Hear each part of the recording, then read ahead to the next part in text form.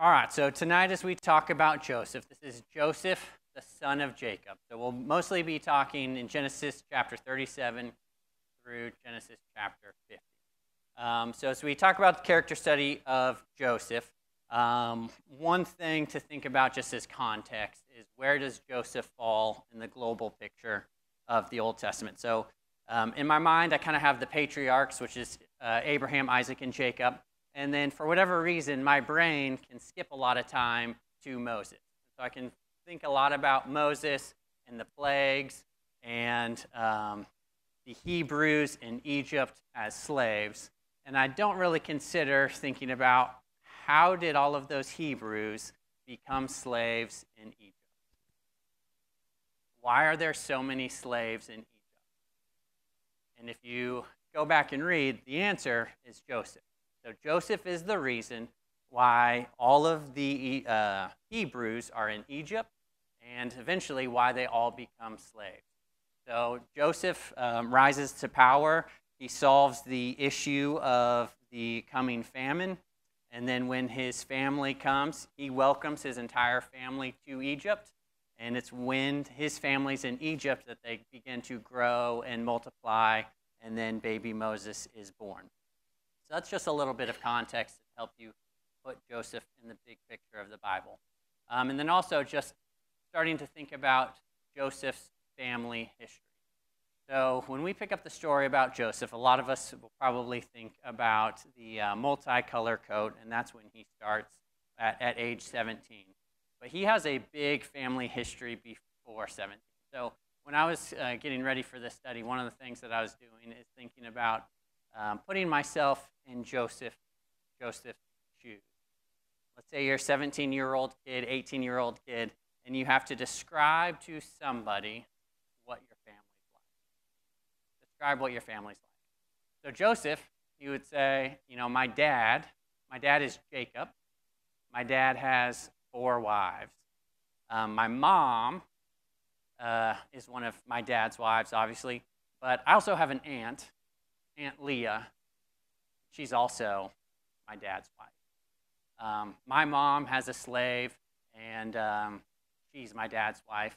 And my Aunt Leah, she also has a slave, and that lady is also my dad's wife. And both of those slaves that are now my dad's wives were both kind of given to Dad by my mom and by Aunt Leah.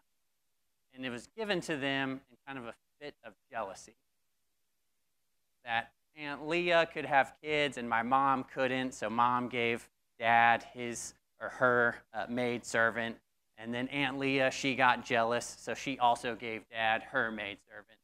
And really, now I'm Joseph, I'm number 11, but that's kind of about my family tree. But where I grew up, I was born in Haran. I'm not originally from Haran. My dad, Jacob, ran away. My dad, Jacob, ran away when I was a kid. And he ran away because he thought his brother was going to kill him. And he thought his brother was going to kill him because my dad, Jacob, tried to steal the birthright of his brother, Esau. And it wasn't my dad's idea. It was actually my grandma's idea. So Grandma Rebecca loved my dad so much that she wanted my dad to have the birthright. So she had my dad trick my uncle to give my grandpa. So that's kind of just like weird family history. This is all before I'm 17. But then let me tell you a little bit about how my dad and my mom got married. So my dad really wanted to marry my mom, and he went to Grandpa, and it's Grandpa Laban. And Grandpa Laban actually tricked Dad and made Dad work for Grandpa for 7 years. He made my dad marry Aunt Leah, then made him work for another 7 years, and then he eventually got to marry my mom, Rachel. So when Joseph is born, he's born into this big, messed up family. And then he kind of, the other thing that I think about Joseph is just family traits or family history. So when you think of people in Joseph's family, how do they get ahead? How do people in Joseph's family get ahead? They'll lie, they'll cheat, they'll steal, they'll conceive. Like, my dad did it, my grandma on my dad's side did it, my grandpa on my mom's side did it. Everybody does it. If you want to get ahead, you do whatever you need to get ahead. Whatever it's going to take, you get ahead.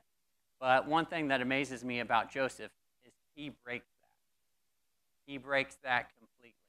And that generation after generation of generation in his family of like deceitfulness and just doing whatever it takes to get ahead, he is someone that breaks that mold. That's one thing that I really appreciate about Joseph. So this is, again, another story about Joseph.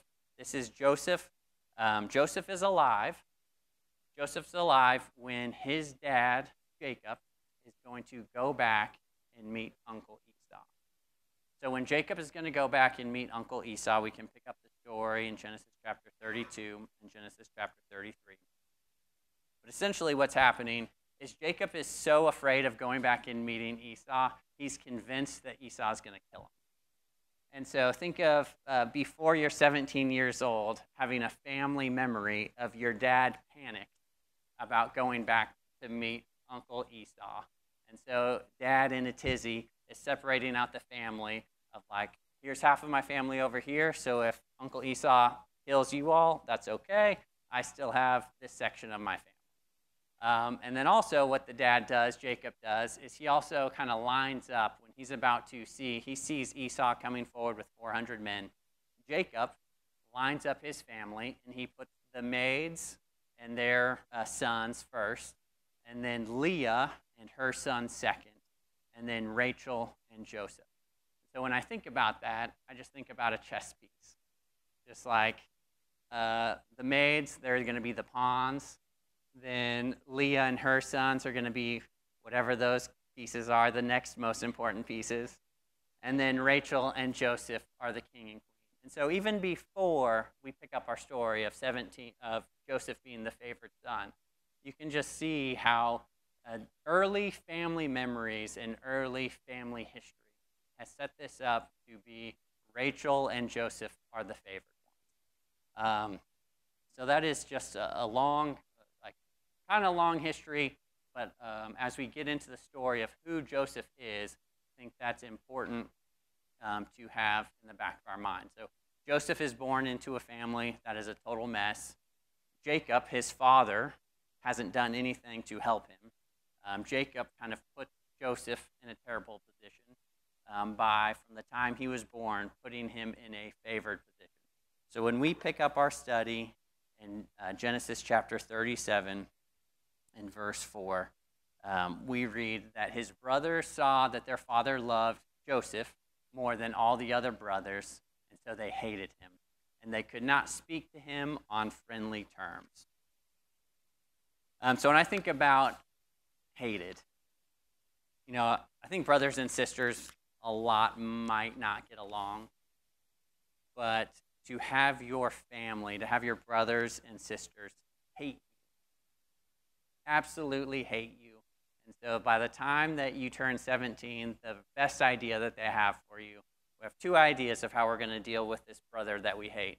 We can either kill him or we can sell him into slavery.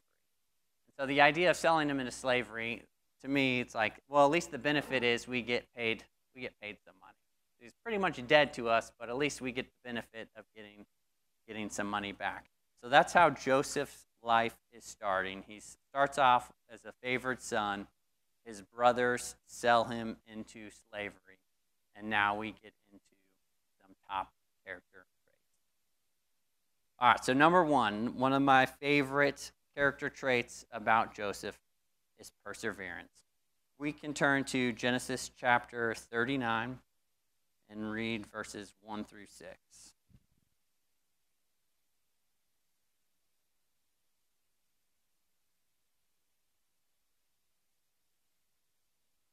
Now Joseph had been taken down to Egypt, so this is after he's been sold into slavery. Joseph has been sold into slavery. Now Joseph had been taken down to Egypt, and Potiphar, an Egyptian officer to Pharaoh, the captain of the bodyguard, bought him from the Ishmaelites who had taken him down there. The Lord was with Joseph, so he became a successful man, and he was in the house of his master, the Egyptian. Now his master saw the Lord was with him, and how the Lord caused all that he did to prosper in his hand. So Joseph found favor in the sight and became his personal servant, and Potiphar made him overseer over his house. And all that he owned, he put in his charge. And it came about that from the time he made him overseer in his house and over all that he owned, the Lord blessed Potiphar, the Egyptian's house, on account of Joseph. Thus the Lord's blessing was upon all that he owned in the house and on the field. So perseverance, number one character trait that I find in Joseph. So my question is, how do you go from being a slave to a ruler of the house? So in today's terms, how does that even happen? How do you go from being the janitor at a company to the CEO?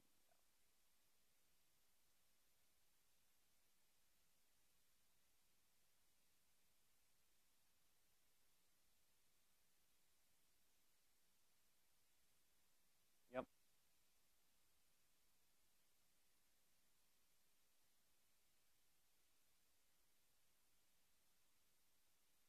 Yeah.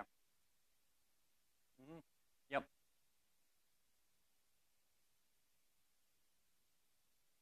Yep. That's good.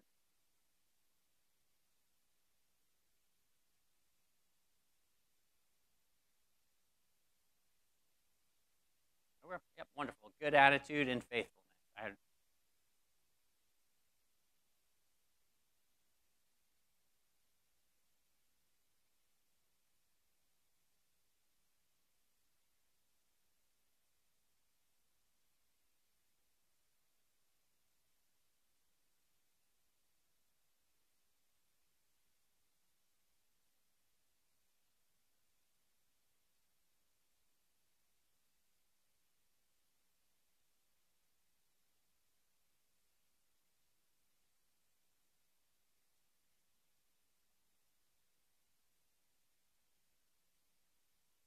Okay. Yeah. Wonderful. Anything else? How do you go from being a slave to ruler of a house? Hard work. Yeah. Yep. Trustworthy, hard work, patience. I think part of it is just good luck. Like if there was a janitor that became a CEO and you said, "You're a CEO, how did you do it?" I bet the janitor would say, "I worked really, really hard. I was lucky. I had a good attitude. I was nice to people. I let go of bitterness." Yep, God's plan. So what I would say about God's plan, does God take people and does God take people and change them? Or does he take people of who they're going to be and use them for his plan?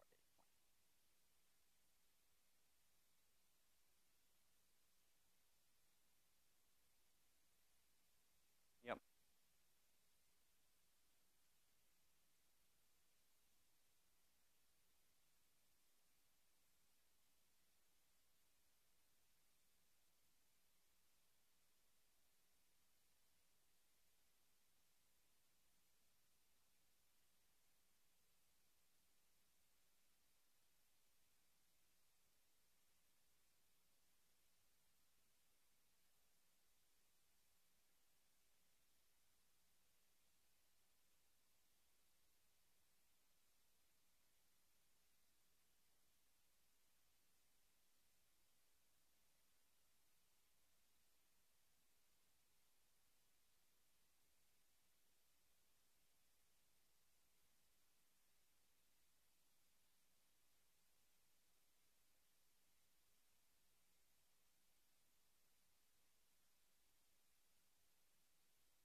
So I might disagree a little bit about how much Jacob taught Joseph, only because of when Jacob had the opportunity to pass up on um, giving into lustful desires. I'm not sure that he did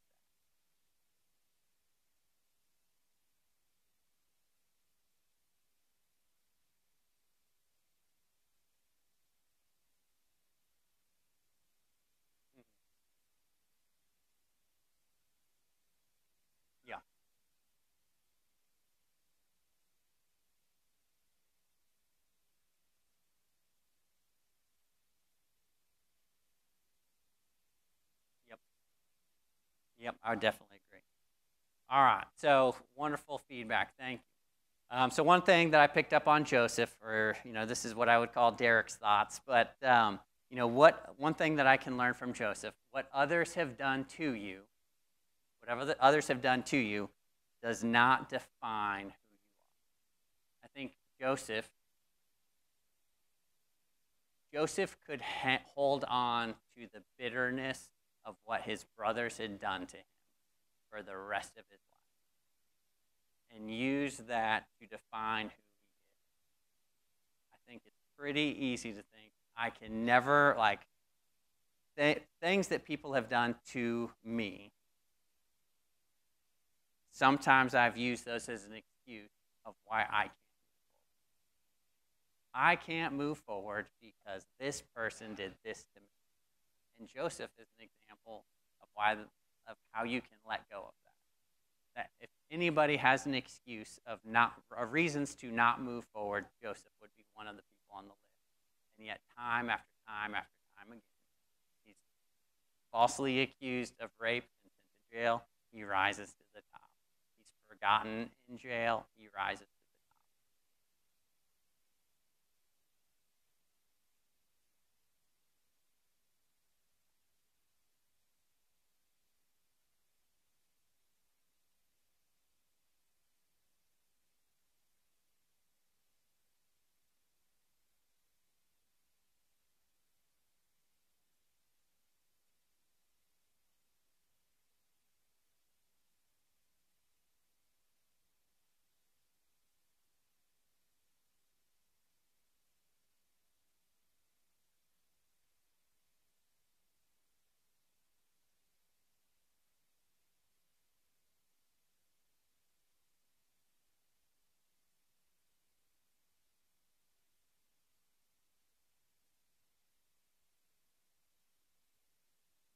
Yep, he made it better. Yep, wonderful. Thank you.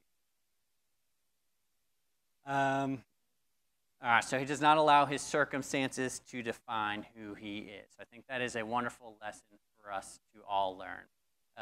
Character trait 1.5, work ethic. So he left everything he owned in Joseph's charge, and with him, he did not concern himself with anything except the food which he ate. So for this exercise, I just kind of put myself in Potiphar's shoes. So I want you to put yourself in Potiphar's shoes, and I want you to think about all of the things that you have to do at home. All of the things that you have to do at home. What would it take for you to pass that off onto someone? Or who would that person have to be so that you have to worry about none of it? So when I think about, if I walk just in my household, I need to mow the grass. No, I don't. Joseph has got it covered. I need to repair the caulking in my shower. No, I don't. Joseph has got it covered. I need to re-caulk the front door. A lot of caulking in my house, apparently. No, I don't. Joseph has got it covered. I have to host a birthday party. No, I don't. Joseph has got it covered. I need to pay the water bill. I need to cancel Netflix. I need to pay my medical bills. I need to organize this. I need to do that. I need to balance the checkbook. Think of everything it takes to run a household. Joseph has got it covered. Joseph's got it covered. What type of person would it take in your life to hand over all of your bank accounts, all of your passwords, all of everything, to the point of, I don't need to worry about that because Joseph has got it covered. And that is a faithful, hardworking, meticulous, organized, loving person, someone that loves you. A ton of trust. So when I went through that exercise of Potiphar turns everything over to Joseph, and he has to worry about nothing. And I think about Joseph, so when I go back to that exercise of what does it take? I think a lot of times to go from a janitor to a CEO, once a new person starts at a company, you usually have to tell them what to do. And then the people that like rise to the top, you don't even have to tell them what to do because they are already thinking of things ahead of you that need to get done. So they're taking care of things before you're even made aware of it.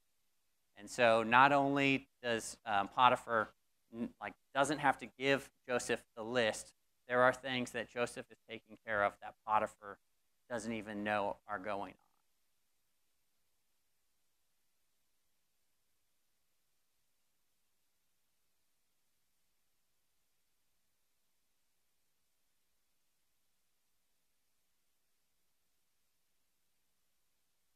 Oh, absolutely.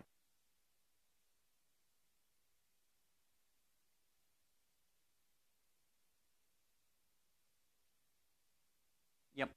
So I was like kind of my opinion is when you'll do a character study about Samson, and so Samson, what type of character traits does Samson have that are positive? And there might not be a lot, but yet God is taking Samson of who he is, who Samson is, and using him for the purposes that God wants. So when I think about that, of Joseph in my mind is a hardworking, ethical person who's time and time and time again going above and beyond of anything that's asked of him. God is taking who he is and setting him in a position to fulfill his purpose. So that's kind of how I was approaching a lot of this stuff.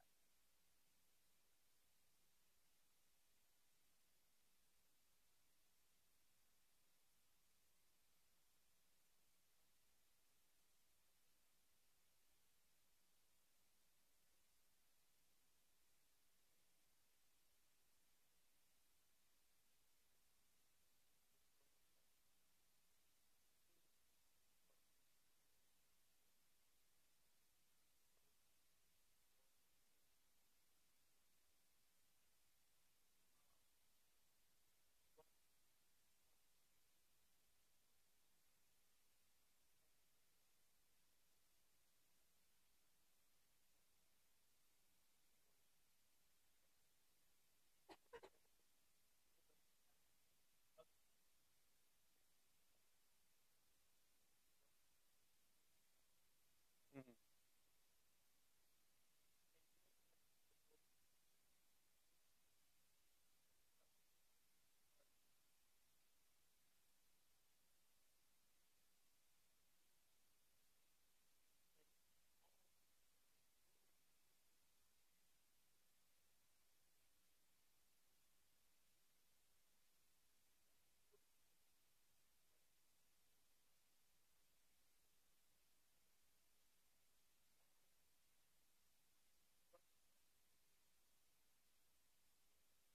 Yep. No, thank you. All right. So couple of final thoughts and we'll move on to the next thing. So when I'm going through this list about Potiphar, all of these things that Potiphar is handing over to Joseph, and I look at Joseph, Potiphar hands over everything to Joseph, and Potiphar has to worry about nothing except for the food that I'm going to eat. And I look at Joseph and I think he seems a lot like Jesus. He is the savior of the Hebrews. If I'm Potiphar and I turn everything over to Jesus, how much better does my life get? If I'm Potiphar and I turn over my marriage to Jesus, how much better does my marriage get? If I turn over my finances to Jesus, how much better do my finances get? Potiphar gives everything to Joseph and has to worry about nothing. What a lesson we can learn when we hand over everything to Jesus. And then we don't have to worry about it. And so when I look at the example of Potiphar and Joseph, not only is it perseverance and work ethic and faith, but I look at this story and I think, man, I need to give a lot more of my personal items over to Jesus so I can stop worrying about it. All right. Number two thing that I'm really impressed about Joseph, he's committed to honestly sharing his talent. So if we go back, dream number one, he says, the fields are bowing down to me, and oh, by the way, brothers, you guys are the fields, you're bowing down to me. And they said, they hated him even more.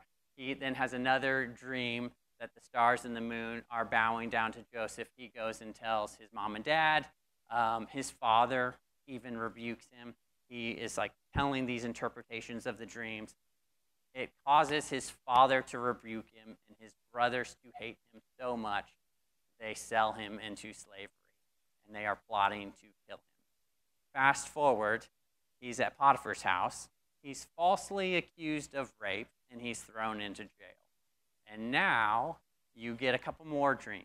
You get the cupbearer, and you get the baker. So the cupbearer and the baker both have dreams, and the dreams are, I think the cupbearer is, I get a cup to the king, and they come and drink out of it, and everything is okay. The baker has the exact same dream, but crows come and eat of the bread. And so they say, Joseph, tell me what my dreams mean, because they know that Joseph can interpret dreams. So if I'm Joseph, I know I can interpret dreams. The last time I did it, they tried to kill me, but instead of killing me, they just sold me to slavery. So now here's my next big opportunity to interpret dreams. What are you going to do? Do you interpret it or not? And so Joseph does. He is honestly committed to sharing his talents. So in chapter 40 and verse 9, it's talking about the cupbearer. So the cupbearer goes first, and Joseph says, I'm picking up in verse 12. This is the interpretation of it. The 3 branches are 3 days. Within 3 more days, Pharaoh will lift up your head and restore you to your office, and you will put Pharaoh's cup into his hand according to your former custom when you were the cupbearer. Please keep me in mind. After that, the chief baker, he sees that the dream is favorable, and he says to Joseph, hey, interpret my dream. So now you're Joseph. You know the baker is not going to be favorable. The baker is going to die. In 3 days, the baker is going to die. You are Joseph. What are you going to say? So the truth, great. I can tell the truth. Baker, congratulations. In 3 days, you're going to be released from jail. You are going to attend the exact same party as the cupbearer. Is that the truth? Because when I look at this story, that's probably what I would say. I think it is so impressive that Joseph has the heart and the honesty to then tell the baker the entire totality of the truth, knowing full well that at the end of, like, the way my mind is working, if you are Joseph, I can tell I don't have to tell him everything. If I don't tell him he's going to die, he doesn't know it until he's dead. And I don't have to wait for 3 days of him moaning and groaning of, why did you tell me I'm going to die? Because when I have to share bad news with people, sometimes I just like sharing what I can do for people. Sometimes I don't like sharing all the bad news. Why don't I just give them the good news and then let them figure out the bad on themselves? That's one way. The second way, if I don't tell him the whole truth, he will never come back and call me out on it because he's dead. But Joseph has the faithfulness and the honesty and the resolve to faithfully tell the baker exactly what the truth is, even if it's bad news. And I think that that is extremely commendable, because I could see myself personally not lying, but maybe not getting to the point of you're going to die. And the reason why I feel that way is there are opportunities for me to spread the gospel, and I spread a lot of the positivity of the gospel. But sometimes I don't do a good job of saying, if you don't change your ways, you are going to die.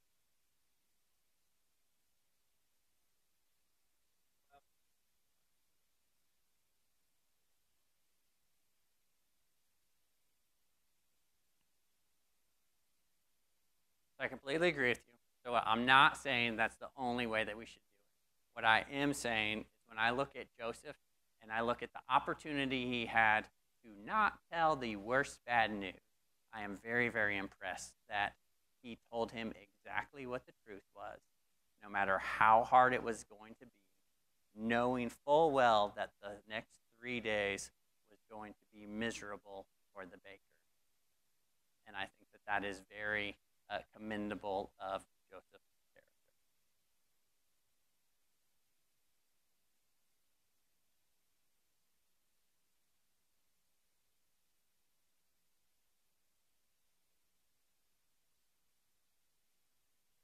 Yep.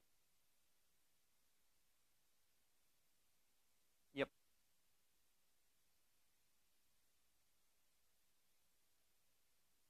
Yep. I completely agree. I agree with you. I do not think that Potiphar thought that Joseph slept with his wife. All right. Number three.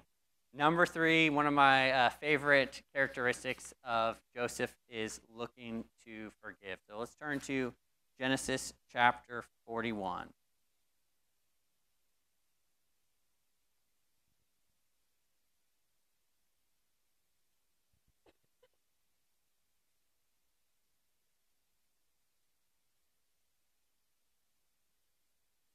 All right, so Genesis chapter 41 and verses 46 through 49. So right before this, so Pharaoh has the dream. Joseph is telling Pharaoh what the dream means. He's telling Pharaoh, you're going to have 7 years of plenty, and then you're going to have 7 years of famine. And so starting in verse 46, now Joseph was 30 years old when he stood before Pharaoh, king of Egypt. And Joseph went out from the presence of Pharaoh and went through all the land of Egypt. During the 7 years of plenty, the land brought forth abundantly. So Joseph gathered all the food of these 7 years which occurred in the land of Egypt and placed the food in the cities. He placed in every city the food from its own surrounding fields. Thus Joseph stored up grain in great abundance like the sand of the sea until he stopped measuring it, for it was beyond measure. All right, so the precursor to this story is Pharaoh has the dreams. Joseph goes and interprets the dreams. 7 years of plenty, 7 years of famine. Also, by the way, if you're going to solve this problem, you should do A, B, C, and D. Pharaoh says, that's great. We need to pick someone to follow your plan. Joseph, congratulations, you're that person. So Joseph then takes 7 years, and Joseph is the one traveling throughout the land, setting up this master plan. So that's kind of part one. Part two is Genesis chapter 42. So after 7 years of plenty, Joseph has spent 7 years with his clipboard traveling around, making sure that everybody is kind of following his master plan. And you get to verse 6, and it says, now Joseph was the ruler over the land. He was the one who sold to all the people of the land. And Joseph's brothers came and bowed down to him with their faces to the ground. So when I think about looking to forgive, I think about, let's say, like a management structure. He is number 2 in all of Egypt.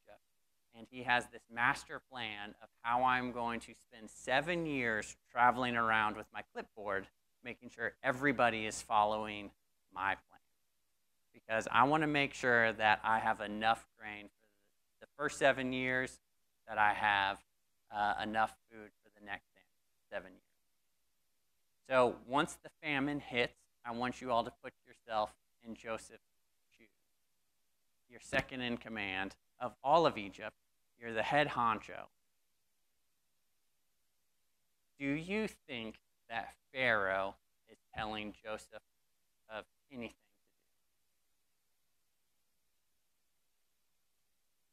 do? I think Joseph gets to choose whatever he wants to do. I think Joseph is given so much authority and so much control.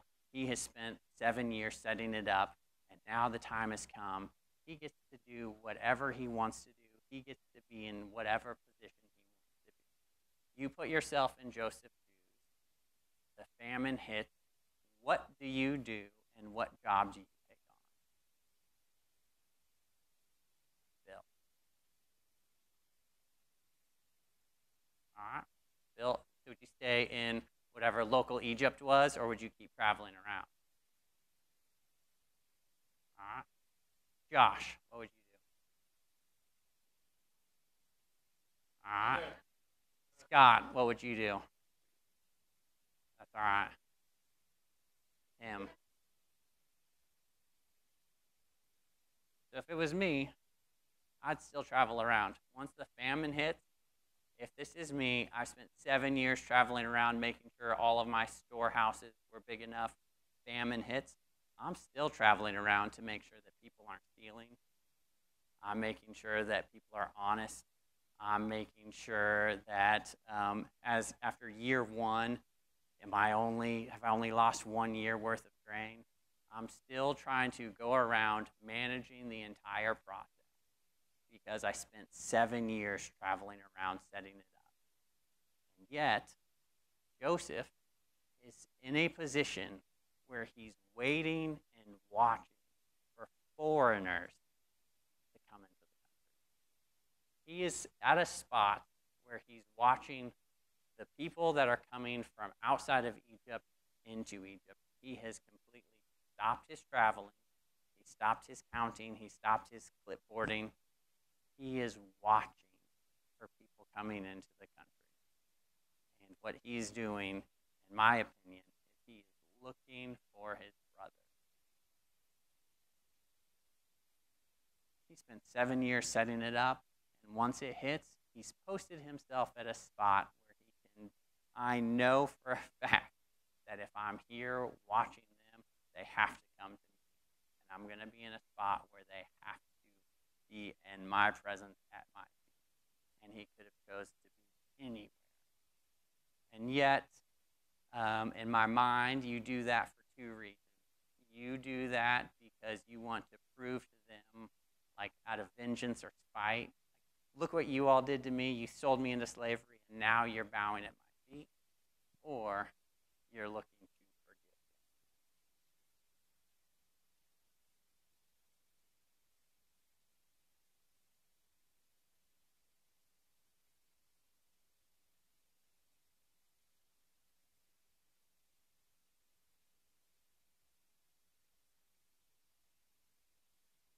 Yep.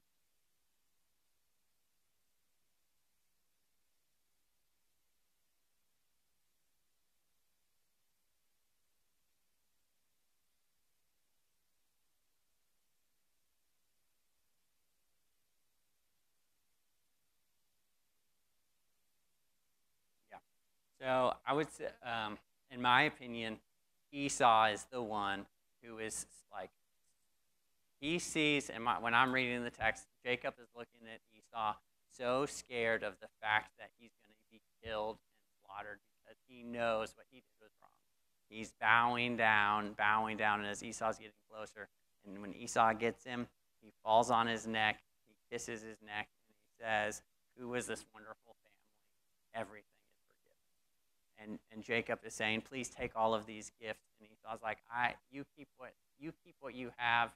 I have enough. And so I look at that story And I know that Joseph was there watching Uncle Esau forgive his brother Jacob. And I think Joseph has put himself in a spot.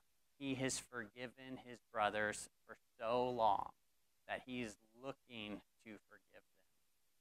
He's waiting for them to come to his door so that he can forgive them. And he has not let the 30 years of vengeance and anger and hate build up in his heart.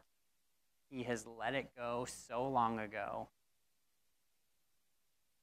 He had forgiven them before they even had the opportunity to ask for forgiveness.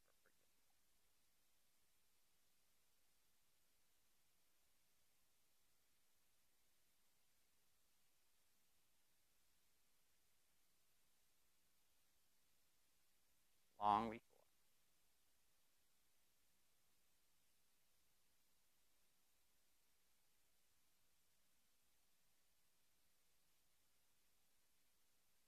Yep, he did. So it wasn't immediate. He just wanted to make sure, are you still going to defend Brother Benjamin?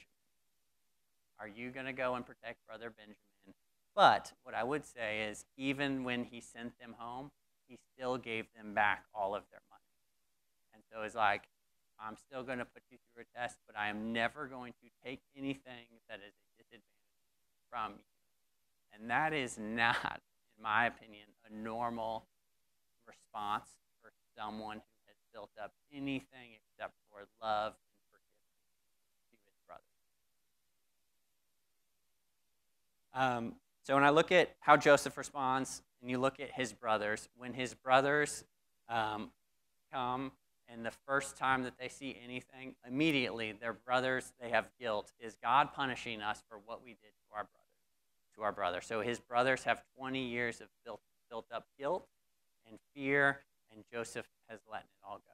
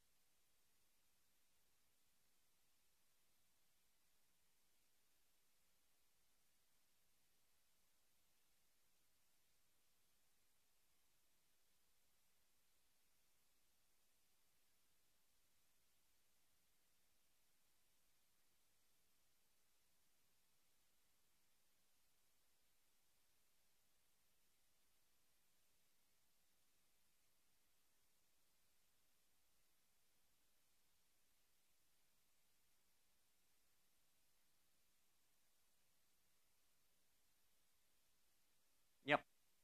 Thank you. All right. Well, that is all of our time. I appreciate all of the comments and feedback tonight. Thank you.